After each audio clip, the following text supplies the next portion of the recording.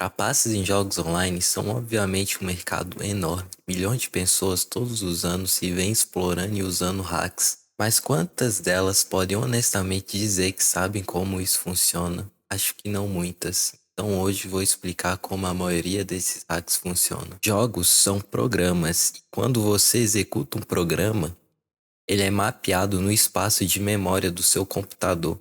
A memória a qual estou me referindo aqui é, obviamente, a memória de acesso aleatório, mais conhecida como RAM.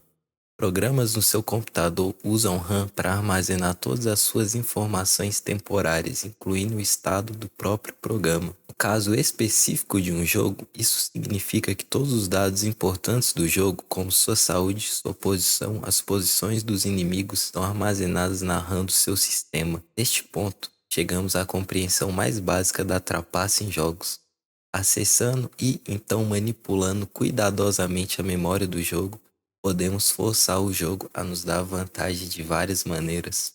Por exemplo, na maioria dos jogos single player, você pode simplesmente escrever um número absurdo no endereço de memória da vida para se dar o modo Deus. Em jogos online, você pode usar as posições dos inimigos para criar wall hacks ou aimbots. Na maioria dos jogos online, você não conseguiria se dar o modo Deus, a menos que os desenvolvedores do jogo fossem completamente competentes. Isso porque sua saúde deve ser calculada do lado do servidor, não no lado do cliente. Agora que estabelecemos que trapaças em jogos em um nível fundamental são apenas uma questão de manipulação de memória, a pergunta é: como acessamos essa memória para manipulá-la em primeiro lugar?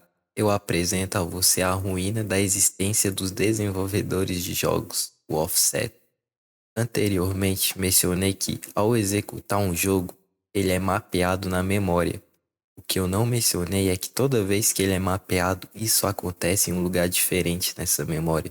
Isso significa que, se você encontrar um endereço de saúde em um scanner de memória, como o Cheat Engine, a próxima vez que rodar o programa, aquele endereço de saúde será inválido, porque o jogo estará sendo executado em um lugar diferente no seu computador. A coisa mais importante a entender, porém, é que a estrutura do jogo nunca muda, a menos que os desenvolvedores o atualizem. Toda vez que você executa o jogo, a mesma coisa é carregada, apenas em um lugar diferente na memória. Isso significa que, se você fizer engenharia reversa no jogo e encontrar, por exemplo, o ponteiro do jogador local a 20 bytes no programa, toda vez que o jogo for executado, o endereço do jogador local será o endereço base do jogo mais 20 bytes. Mas surge outro problema. Offsets são absolutamente inúteis sozinhos. Eles não significam nada por conta própria. A própria palavra offset implica que ele é relativo a algo. Offsets são sempre relativos. E nesse caso, o offset do jogador local de 20 bytes é relativo ao endereço base do jogo. Então, como conseguimos isso? Bem, há muitas maneiras, mas não importa qual seja, você usará a API do sistema operacional, porque é ela quem determina onde os programas são executados. É por isso que praticamente todas as trapaças usam offsets, e é por isso que eles são tão importantes. Usamos offsets para reconstruir o jogo dentro das nossas próprias trapaças porque, como mencionei antes, o mesmo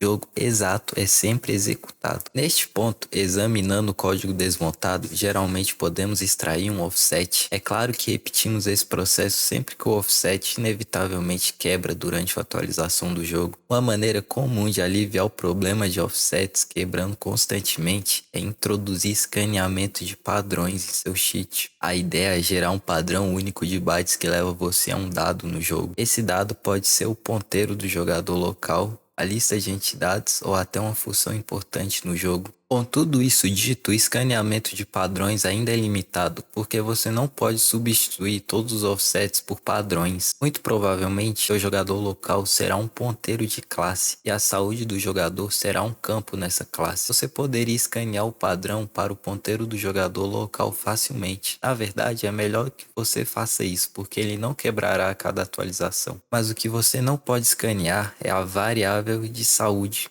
Nesse caso, você faria o escaneamento de padrões para o ponteiro do jogador local e, uma vez que o tiver, usaria um offset para acessar o campo de saúde na classe. Basicamente, todo cheat precisa conter offsets, mas nem toda trapaça precisa de escaneamento de padrões. Neste ponto, Você deve entender que criar trapaças é uma questão de manipular a memória de um jogo a seu favor. Você também deve entender que usamos offsets e padrões para localizar dinamicamente os dados importantes em um jogo. A única coisa que ainda não expliquei é como realmente manipulamos a memória do jogo. Eu mencionei o porquê e o onde fazemos isso, mas ainda não mencionei o como. É aqui que entram os sistemas anti-cheat.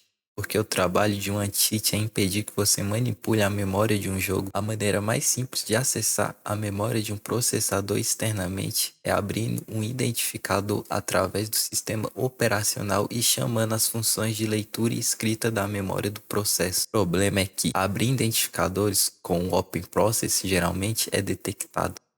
Por isso, talvez você queira pesquisar sobre processo de injeção de DLL, forçando o jogo a carregar sua biblioteca. Você obtém acesso completo à memória. Você pode, literalmente, acessar as variáveis do jogo diretamente usando aritmética de ponteiro com offsets. Cheats internos geralmente são reservados para hacks mais pesados e que exigem um melhor desempenho. Basicamente, pense em qualquer hack de rage. Em CS, todos eram internos. A maneira final e geral de acessar a memória é através do kernel, codificando seu próprio driver e se comunicando com ele por meio de uma aplicação em modo usuário. Você pode ler e escrever memória do kernel sem usar a API do Windows. Bom, por hoje é isso. Espero que esse vídeo tenha te ajudado a entender melhor o funcionamento de hacks, sejam externos ou internos. Se tiver dúvidas ou sugestões, deixe aí nos comentários. Caso você queira corrigir alguma parte do vídeo que eu tenha dito algo errado, pode deixar aí também. Valeu e até a próxima.